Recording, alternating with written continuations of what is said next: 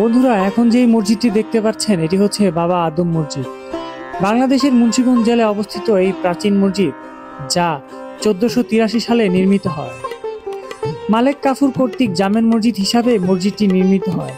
এই মসজিদে নিয়মিত নামাজও আদায় করা হয়। মসজিদের চক্করেই রয়েছে বাবা আদম শহীদের মাজার। বাবা আদম মসজিদটি বাংলাদেশের মুন্সিগঞ্জ জেলায় সদর উপজেলার কাজী কসবা গ্রামে অবস্থিত। ইতিহাস থেকে জানা যায়, বাবা আদম স্থানীয় অত্যাচারী হিন্দু রাজাদের যুদ্ধেই শহীদ হন।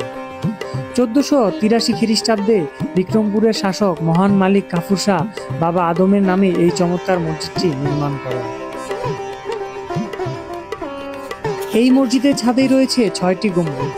উত্তর দক্ষিণের বিস্তৃত ভিত্তি এলাকার দৈর্ঘ্য 43 ফুট আর প্রশস্ত 36 ফুট। এই দেয়াল ইটের নির্মিত, যা প্রায় 4 ফুট প্রশস্ত। ইটের আকার 10 ইঞ্চি, 7 ইঞ্চি, 6 ইঞ্চি ও 5 ইঞ্চি। এগুলো লাল পোড়ামাটির ইট। সম্মুখভাবেই রয়েছে 3টি প্রবেশদ্বার, যেই প্রবেশদ্বারের মধ্যে মাঝখানের প্রবেশদ্বারই ব্যবহারযোগ্য। অন্দরভাগে পশ্চিম দেয়ালে 3টি মেহরাব রয়েছে। পূর্ব দেয়ালে রয়েছে একটি আরবি শিলালিপি। ভারতবর্ষের প্রত্নতত্ত্ব জরিপ বিভাগ 1909 সালে একবার এই মসজিদ সংরক্ষণের উদ্যোগ নেয়, কিন্তু এরপর আর কোনো কাজ করা হয়নি। 1991 সালে লোহার বেড়া দিয়ে সীমানা দিয়ে দেন বাংলাদেশ প্রত্নতাত্ত্বিক অধিদপ্তর। 1991 সালে বাংলাদেশের ডাক বিভাগ বাবা আদম মসজিদের ছবি সংলিপিত একটি ডাক টিকিটই প্রকাশ করেছে। আপনাদের কি মনে হয় না যে ইতিহাস খসে খসে পড়ছে? মানে কারুকাজ এতই নিখুঁত যে কারোই দৃষ্টি কেড়ে নেবে। 510 বছরের পুরনো মসজিদ। বন্ধুরা, আমি এই আদম মসজিদে আসতে পেরে নিজেকে খুব ধন্য মনে হচ্ছে আর গর্বিত মনে হচ্ছে যে 510 বছরের পুরনো নিদর্শন নিজের চোখে এসে দেখলাম, বা নিজে সাক্ষী হলাম 510 বছরের পুরনো ইতিহাসে।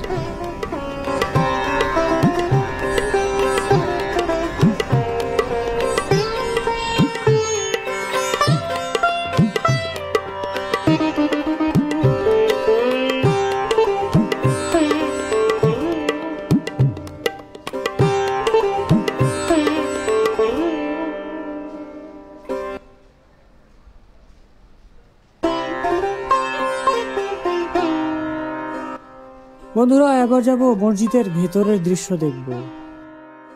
মসজিদের ভিতরে প্রবেশ করতেই চোখে পড়ল 3টি মেহরাব। আছে কিতাব রাখার জন্য ছোট ছোট খোপ।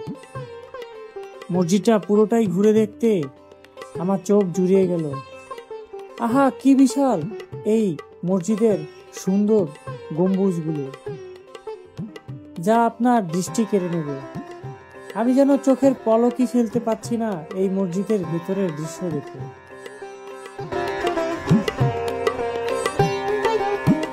এই মসজিদটা ঘুরে ঘুরে দেখতে আমি আমার নিজের ভাষাই হারিয়ে ফেলেছি। একবার ভাবুন তো, 600 বছর আগে এত সুন্দর কারুকাজ কিভাবে করেছে? কোনো জিন দিয়ে করেছে। তাদের কাছে ছিল না সেই আমলের কোনো আধুনিক যন্ত্র, তাও এই কারুকাজগুলো দেখার মতোই ছিল। একবার ভাবুন তো, যারা এই মসজিদে নামাজ পড়ে তাদের অনুভূতিগুলোই কেমন। আমি নিজে জানি না তাদের অনুভূতিগুলি কেমন।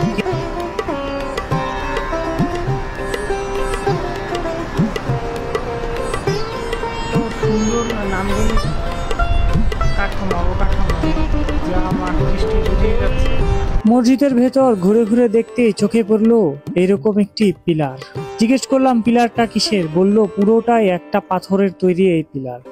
ভাবুন তো, এই পাথরটা কোথা থেকে এসেছিল, কে বা কারাই বানিয়েছিল? যারা বানিয়েছিল তাদের কেউই আজ নেই, শুধুই রয়ে গেছে তাদের হাতের বানানো এই কারুকাজ। জানতে পারলাম গরমের মধ্যেও এই মসজিদটা থাকে শীতল।